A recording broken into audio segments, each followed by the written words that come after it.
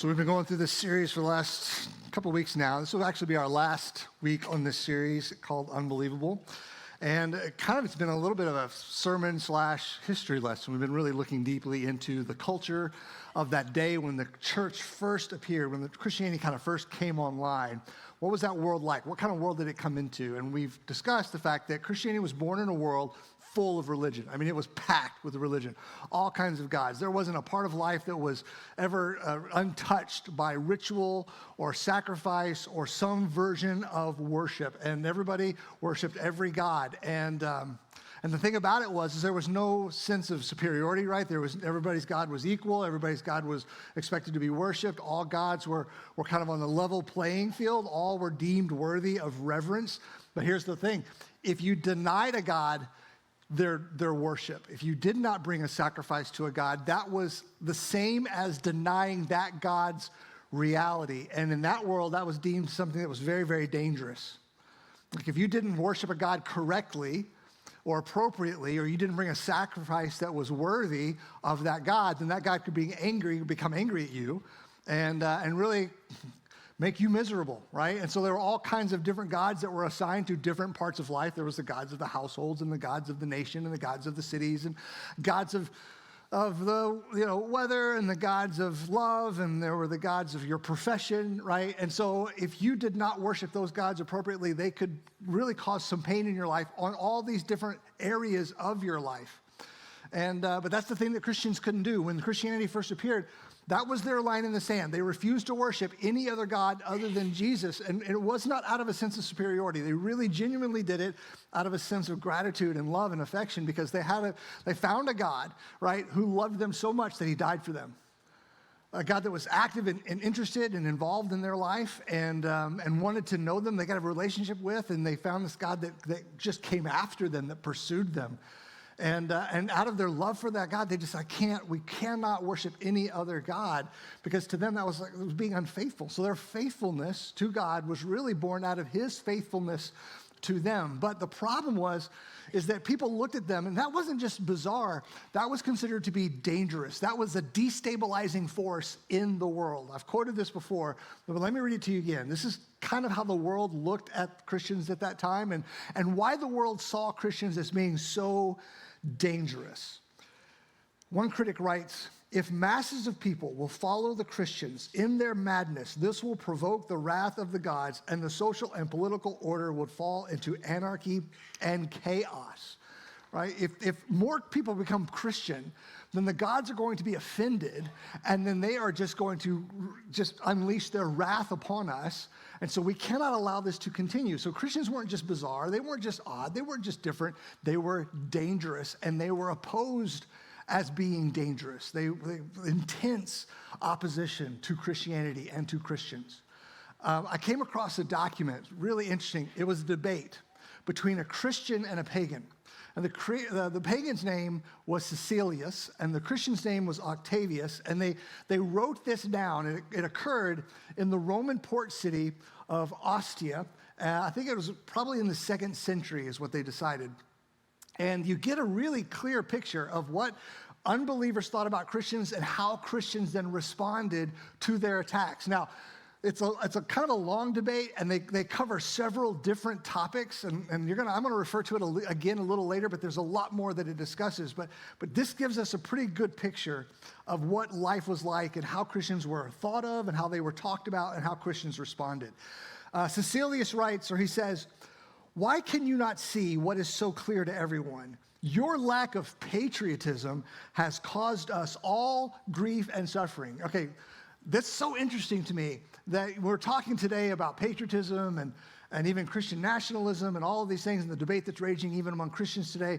But this is not new, right? This is not new at all. These are things that we've dealt with before. And I think there are a lot of Christians today that are saying essentially the same thing, right? They're using patriotism as a litmus test for religious devotion. But you have to be careful. Here's a warning, right? Be careful of any belief system that uses patriotism as a sign of devotion. Because that's what these guys are doing. And they're saying, we have to oppose you, right? And we're going to persecute you because you're not they weren't being religious, they weren't being patriotic. Because their religion was their patriotism. And so it's so fascinating to see how these things repeat themselves, right? And he says, he rationalizes this. The gods have been good to Rome. They have given us great victories, good food, fertile land.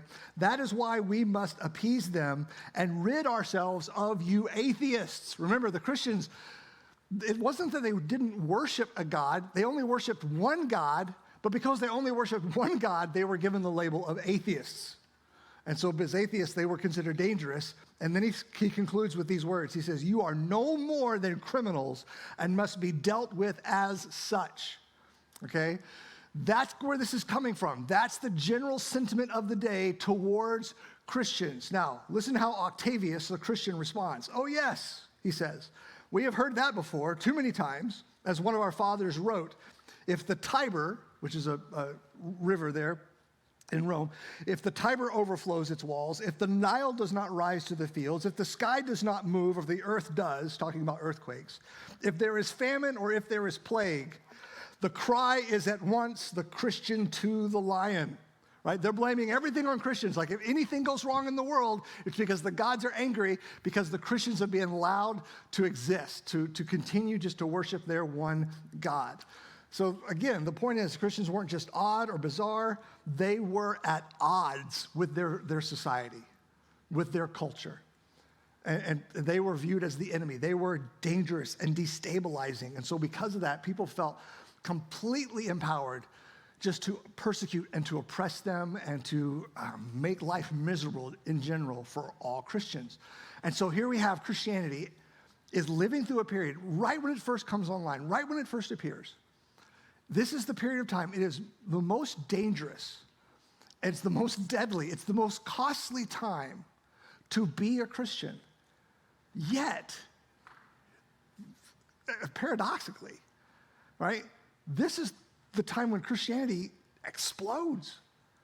I mean, it just spreads across the earth. We said it before. Christianity is different. It's trans-ethnic, right? Everybody's involved. It's trans-local. It doesn't just stay in one region. It goes everywhere. It spreads to all people in all places and all statuses and all classes and all races. It just goes across the world like a wildfire for its time. And so you kind of have to look at these two things. It's a moment when it's the most painful to become a Christian, but yet this is a time of great growth. And so you have to ask the question, what was it that Christianity offered that was so much greater than the cost it required? And that's the question we've been wrestling with. Because as we've kind of looked at the history and the culture of that day, we've seen a lot of parallels with what they've gone through and what we're kind of going through. There's a lot of similarities here, a lot of overlap. And we have to be encouraged that if Christianity in 300 years can just turn the world upside down, then there's no reason it can't still today. Because we are not facing any more difficulty or any more challenges than they are. The world's not harder for us than it was for them. It actually was harder for them. And we saw some amazing things coming out of the church in that time. So what was it that made it worth it? What made Christianity worth the cost? Because clearly a lot of people looked at Christianity and they knew the cost. I mean, it was very clear that if you became a Christian, you were going to pay a price. You were going to pay a price relationally. You're going to pay a price financially. You're going to pay a price professionally. You're going to pay a price emotionally, and you could even pay a price physically. Nobody went into Christianity not knowing that there was a cost to be paid. Yet, thousands upon thousands of people willfully made that decision. And why is that? Because something about Christianity was so beautiful and so attractive and so compelling that it made it worth the cost. And I think those are the things we need to come back to, that we can be reminded of and be encouraged about, because I think the things that made Christianity so attractive then are still the things that make Christianity attractive today. And if we can find a way to lean into those things and kind of get them out and dust them off, we're going to see some great things happen. What were those things? Well, there was 3 things we've talked about. I'm going to go through them as quickly as I possibly can, just to make sure we are good on time. Number 1, it was an unusual theology. Remember, it was a world full of gods. Everybody had a theology. Everybody knew their God and had a general sense of what their God was like, what their God was about. But then Christianity comes online, and it talks about God, a God like no one had ever seen or heard of before, a God that was just as great, just as superior, right? Just as powerful, but yet he was interested. And not just interested in the world, but he was involved in the world. And why was he involved in the world? Because he was working to bring man into relationship with him. And why is that? Because God loved the world. And you didn't have that in those. They had a bunch of gods, but the gods, when you wrote about the ancient gods, there was no mention of the gods loving the world the way God, the Christian God, loved the world. And so Christianity showed up and said, hey, listen, you don't just have to bring sacrifices to these gods. You can actually know that God. And that God knows you, and you can be in relationship with the creator God of the universe. And that was very appealing. In a world full of gods that could care less about you, Christianity started talking about a God who loved you so much that he entered humanity and died for humanity. That's kind of compelling to them. So it was an unusual theology. The second thing was an unexpected eternity. Remember, this was a world in which the general common man had no expectation that there was an afterlife. No expectation that anything was beyond death. And why is that? Because anybody that could have afterlife in that world, it was because the afterlife worked like the way the world worked. It only went to the few, the privileged, the powerful, the wealthy, the virtuous, right? You had to be super wealthy or super virtuous in order to earn your way into the afterlife. And that wasn't for everyone, which meant they didn't even worry about it. If it wasn't a possibility, they're not going to get worried or worked up over it, so they didn't really feel a need to pursue the afterlife. But then Christianity shows up and says, no, wait, it's available to everyone. It doesn't matter what class you were born into. It doesn't matter your race, your ethnicity. It doesn't matter your socioeconomic level. It doesn't matter. This is for you. This is for all of you. And that got everybody's attention. And it said, you can have something that gives beyond. And here's the thing, the afterlife is not wishful thinking. When you really rightly understand it, the afterlife changes this life. And that's the thing that makes it so powerful, but that's what Christianity offered. So you have an unusual theology, you have an unexpected eternity, but then we come to the last one. And this last one, really, we love those first two, but this is where it starts stepping on some toes, right? This is where it kind of starts messing with our lives a little bit. But what Christianity offers, it offers an unconventional society. What do we mean by that? Okay, what is a society? Here's a general definition. A society is a highly structured system of human organization for a large-scale community living that furnishes protection, security, and identity for its members. Really, what is society? Kind of generally, society is how we act and interact. It's how we respond and how we relate to one another. There is kind of all these unwritten rules that kind of encompass a society that kind of tells us how we navigate life and how we navigate relationships with one another. That's society. And so Christianity shows up and it changes those definitions. It changes the idea of what society is. Let's talk about the society it was born into. Here's what's super interesting. We've talked about before, we've made the case, the Greco-Roman society was really super religious. They were extremely religious. Unlike today, we have a very clear distinction between secular and sacred, and there are parts of our world today you can escape the sacred influences of our world, right? You can get into corners of life where there is no information or no influence of religion or Christianity at all, right? We can see life divided, and we live life divided, but that's not the case here. Religion was an inescapable part of everyday life. It didn't matter where you went or what you did, there was always something sacred attached to everything that you were doing. Let me give you a quick example of this. In the foothills of northern Italy, archaeologists have been working in a site called Val di Non. It's in a little valley, and Val di Non was not a major metropolitan area. Val di Non was like a little town, like a little rural town, right? It's like Muleshoe, Texas. That's Val di Non, right? And so the value of this is that it gives you a glimpse of what everyday life was for everyday people. Not just people in the big city, but people out in the kind of the countryside and in the small towns. What was life like for them?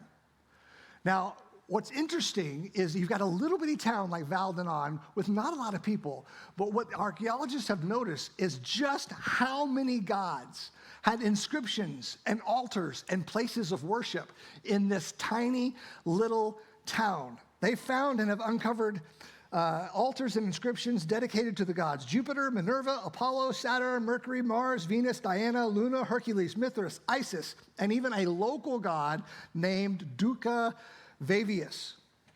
That's a lot of gods for a tiny little town with not a lot of people, right? So the significance of Valdanon was its insignificance, but you still see it is saturated in religious activity. So when Paul, in Acts chapter 17, he's talking to the people in Athens, he's talking to these Greeks, these Romans, right? And he's saying, I can see that you are in every way a very religious people. He's right. They are super religious. But here's what we have to keep in mind. Their definition of religion is very different than our definition of religion. And the reason that so many people in that world were religious is because, quite frankly, the bar to being considered religious was really, really low. For you in that world, if you were a person of piety, right? If you were a person of devotion, if you were someone who was considered religious, now, you and I, we paint a picture in our head of what that person looks like today. But in that world, all you had to do in order to be considered pious and extremely religious is to bring the appropriate sacrifice at the appropriate time. That's it. Nothing else. You make your sacrifice, you show up, you make your sacrifice, you walk away, and you are slapped with the label of being very pious. You are extremely religious.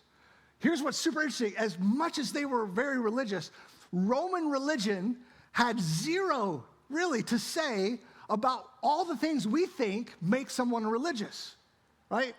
It has zero to nothing to say about ethics or morality or behavior.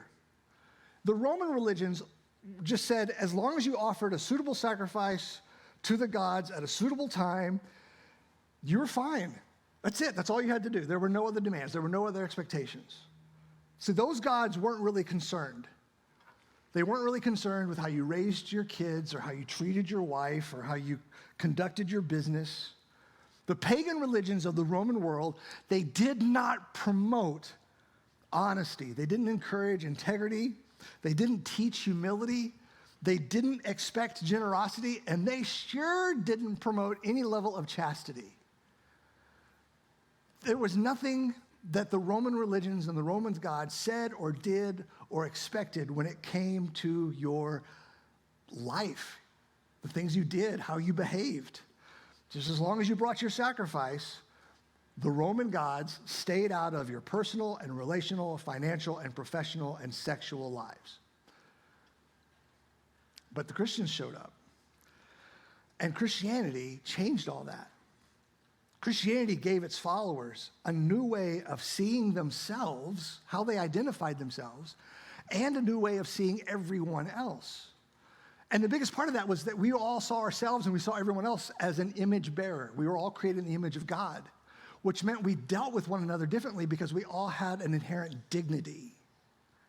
And so that changed all the rules, right? That changed all the behaviors because we responded to one another. So it revolutionized all of our relationships, and it reshuffled all of our priorities and our values. And they began to live as a new society, right? Reacting to, responding, relating to one another in brand new ways the world had never seen before. Let me give you a picture of this. Remember in this time, there was a lot of people writing a lot of criticism about Christianity. We quoted one just a little bit earlier. And really, that's a sign of Christianity's growing influence, that there were those of the day that thought it had to be addressed, and they addressed it through writing and through these treaties of why Christianity is wrong and bad and dangerous and deceptive. And so there's a lot of these writings that are out there. But then the Christians began to respond with their own sets of writings. And one of them was called the Epistle to Diognetus. I think that's right. Diognetus. Okay, so this guy writes, and he's describing Christians. And he says, Christians are not distinguished from the rest of humanity, listen to this, by country, language, or custom.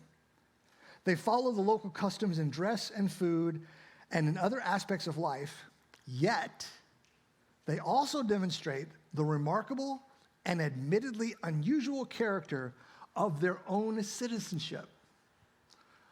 Okay, let's talk about that. Let's unpack that just a little bit. He says they don't look any different than the rest of us, but they act a lot different.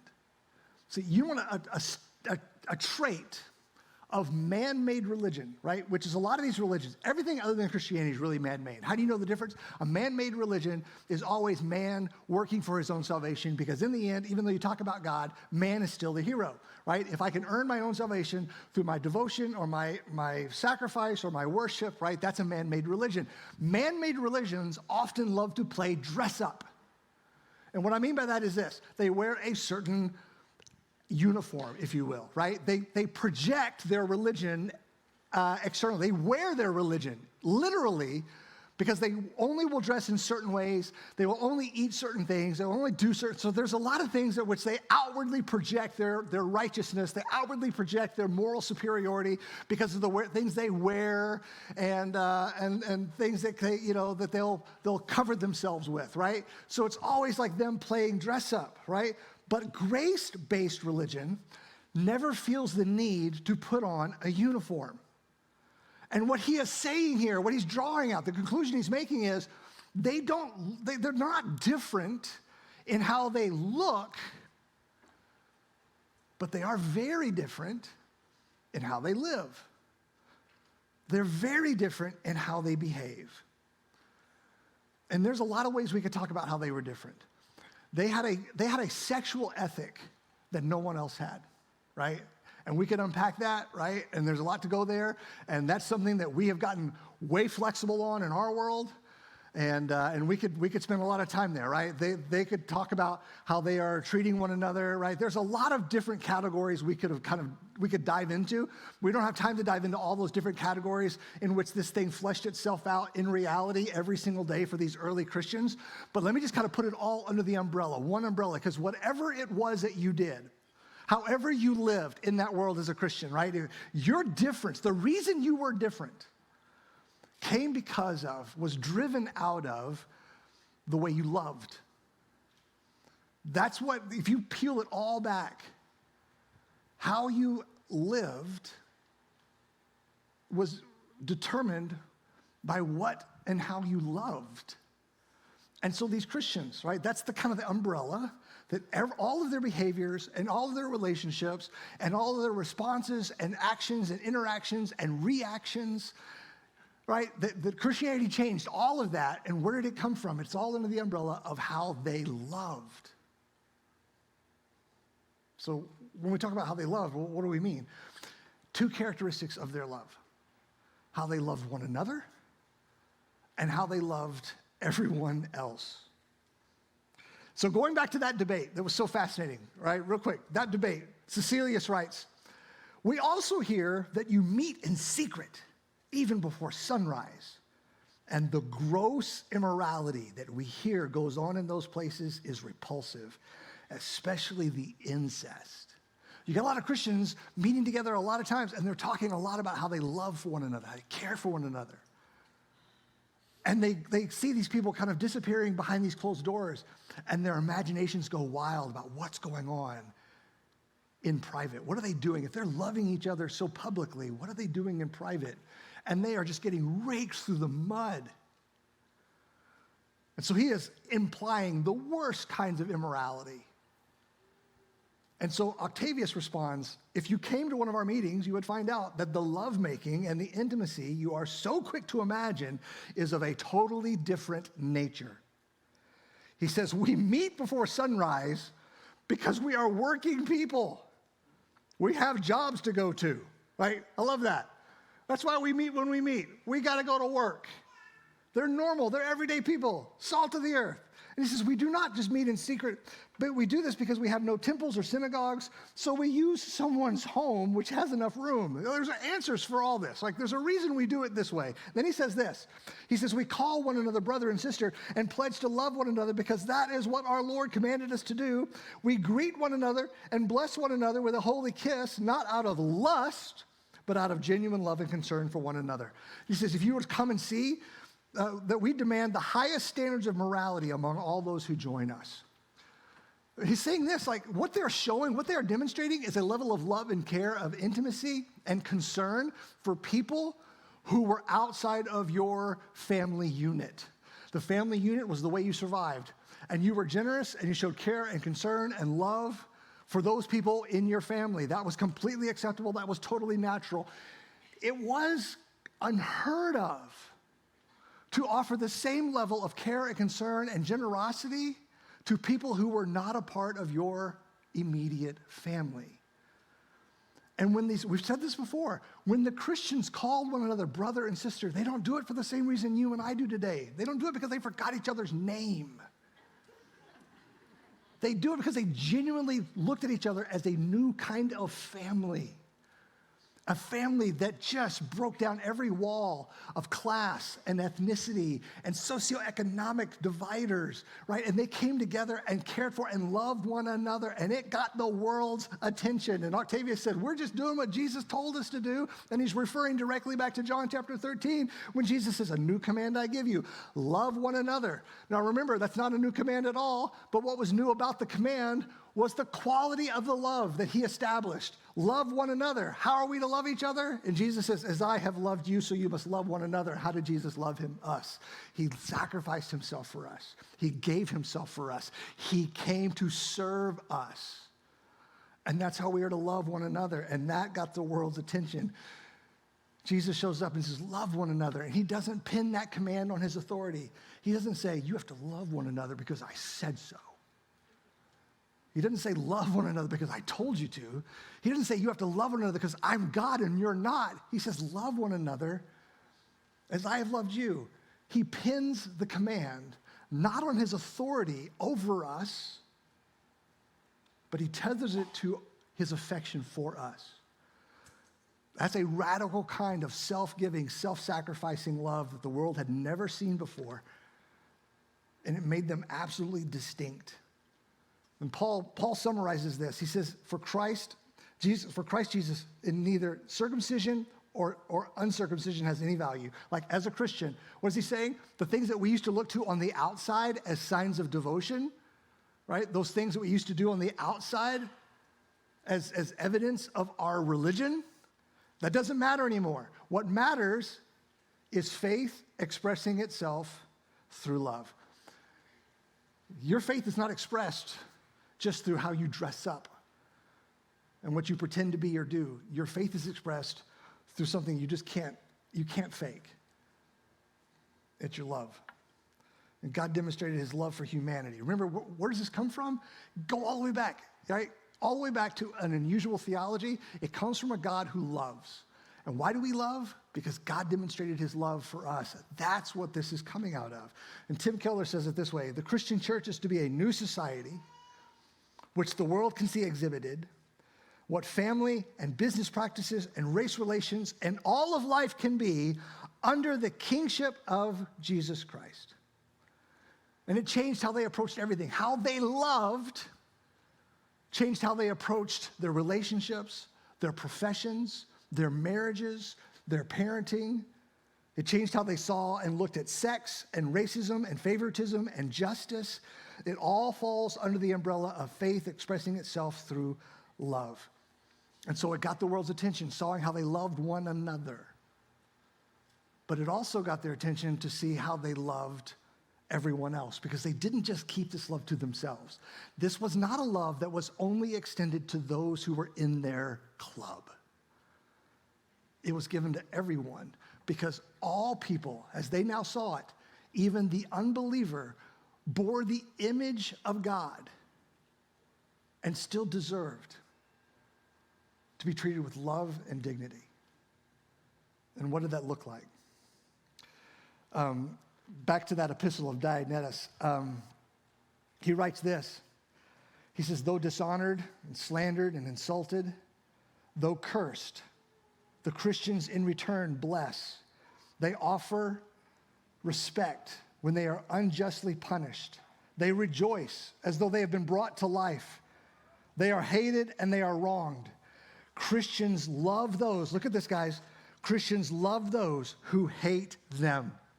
This is not something we see a lot in our world right now. Our world is fractured and broken and bitter and angry, and we are all of us, including a lot of Christians, we are ready to fight at the drop of a hat. First time anybody insults us or offends us, we are ready to throw the gloves off and go after them through a sharply worded post. right? Have anybody ever heard of anybody stand up and give a testimony of their salvation? And it started off with, I was in a social media argument, and it never starts that way. Why is that? Because it never works that way. But that's what we do. We just want to fight. And I think a lot of Christians right now, we justify our combativeness because we think that's the only way we're going to win. And really, it's not the only way we're going to win. It's just the way we think we're going to win because we're too impatient. So we don't want to win the world over with love. We want to legislate that. We want to compel them. We're not trying to win the world. We're trying to win the argument. That's the problem. And if all we're trying to do is win the argument, you've forgotten that there's a world behind the argument. Recently, an author by the name of David French wrote these words, and I thought they were so true. How many times have we heard the claim that the old rules of civility and decency are simply inadequate for the times? He says, this is what he's talking as Christians. As Christians, we tried decency, they say, and it didn't work. Now is the time to punch back. And then he said this. Yet that mindset is utterly antithetical to the Christian moral ethic. Listen to this, guys. You are not kind until kindness doesn't work. You are to be kind even through the most brutal acts of repression and in the face of complete political defeat. We don't like to hear that. We don't want to hear that. It makes us uncomfortable to hear that. But let me tell you something. You know what got the world's attention in the first, second, and third century? It's when Christians faced the most brutal acts of repression and complete political defeat. It wasn't because they were in power. It's because they weren't in power. And you know what they did? They responded in ways that were completely unpredictable. No one saw it coming. It was an unconventional society that completely, they were operating by a whole new set of rules governed by love. And it changed how they saw the world and saw one another, and it changed how they responded and reacted to the world. And it got that world's attention. And it offered that world an alternative that they had never seen before. I think a problem sometimes is that we as the church, we got a taste of power. Yeah, for a while there, for a few generations, we were in control, we were in power. And as the church, we got a taste of power, and now we have a taste for power. And we've forgotten. We've forgotten what the early church knew, that power and influence are not the same. And we are sacrificing our influence in the pursuit of our power. Listen, guys, I know we get frustrated with the world and what's going on and what's being said and done to us and about us. And we just think, love's not going to get it done, right? Love's not going to get it done. Love is not enough. Love is weak. Love opens us up to being abused and exploited. Love's never going to get the job done. No, guys, listen. Love is the only thing that gets the job done. That's what we learned from these guys in the first, second, and third century. It may not get done in your lifetime, but it gets the job done. It's the only thing we've got. Think about it. Look back to your own life. Love was the only thing that got through to you. At some point in your life, somewhere along the way, love was the only thing that got through to you. It happened in a different way, in a different story, at a different time, but it was the only thing that got through to you. Nobody got through to you because they fought you, or they argued with you, or they patronized you, or they were sarcastic with you. The only thing that got through to you was love and kindness.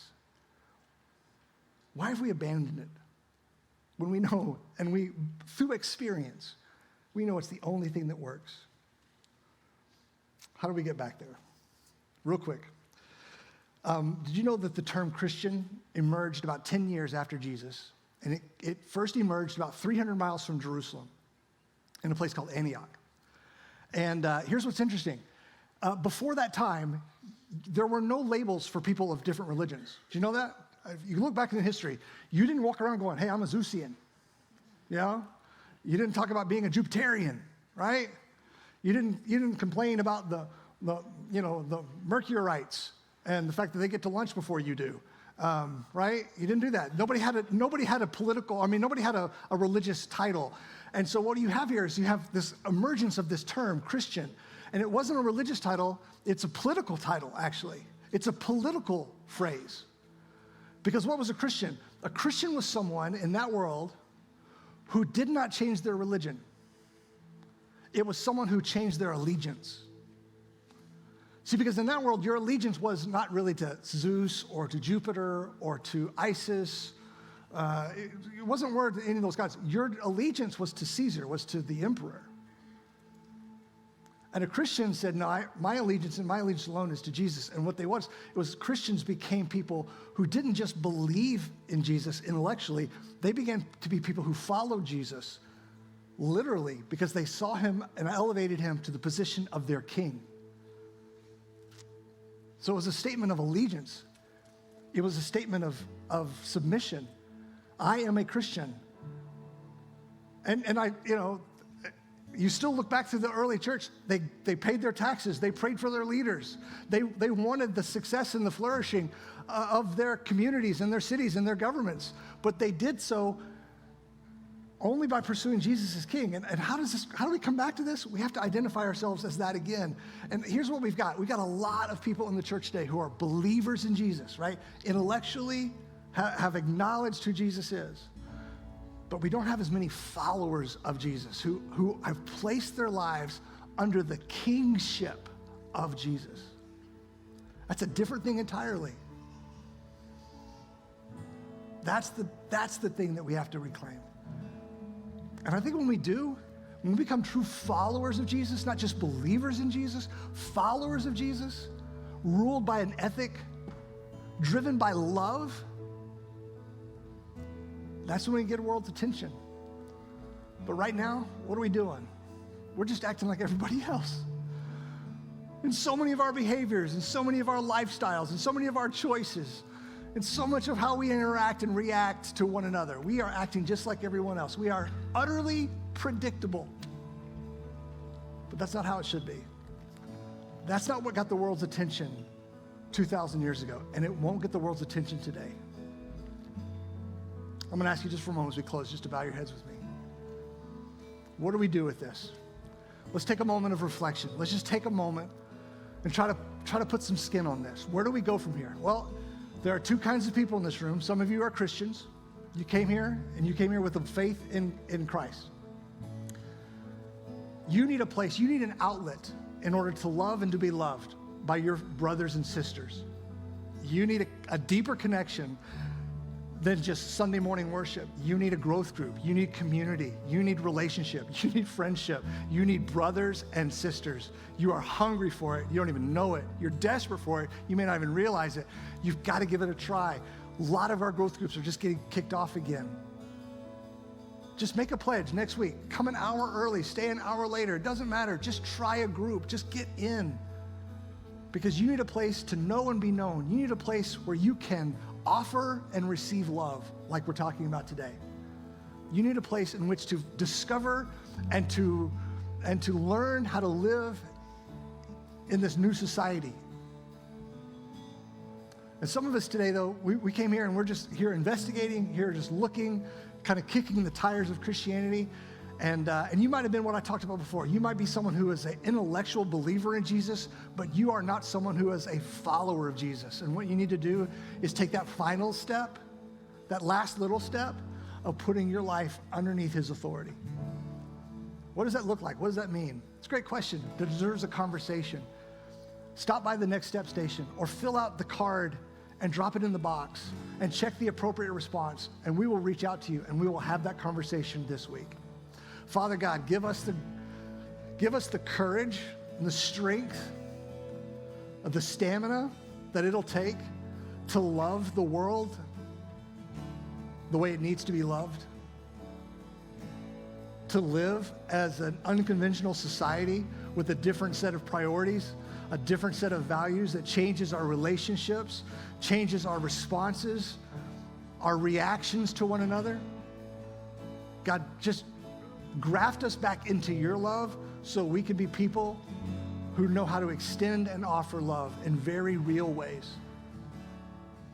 And if we don't know you that way, we haven't experienced your love, I pray for those today that need it, and they will find it, and it will transform their lives forever. We pray this in Jesus' name. Amen.